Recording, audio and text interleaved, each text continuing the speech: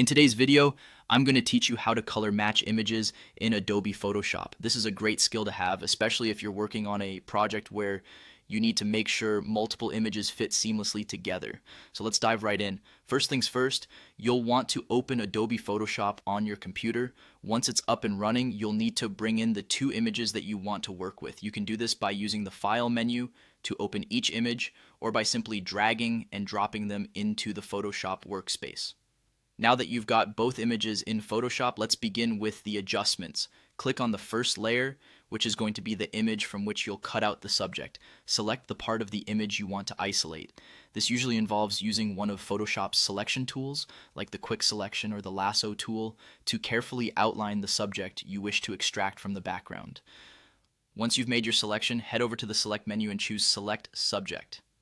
Photoshop will automatically identify the main subject in that particular area. If you're satisfied with the selection, hit the delete button to remove the unnecessary parts of the image and leave only your subject. With your subject clearly isolated, the next crucial step is to add a mask to this layer. This will help refine your selection and ensure that any further adjustments won't affect the entirety of the layer, just the selected area. Next, navigate to the Adjustment Layers panel. Here, you'll want to choose Curves. Curves allow you to directly manipulate the contrast and brightness of an image, giving you the control needed to match your colors just right.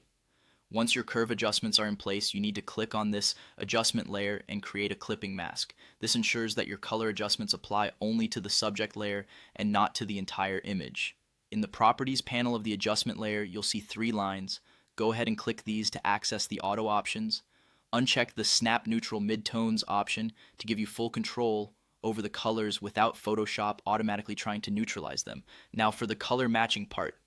In the Auto Options box, locate the darkest part of your background. Click on Shadows and choose an area of true black or the darkest color available.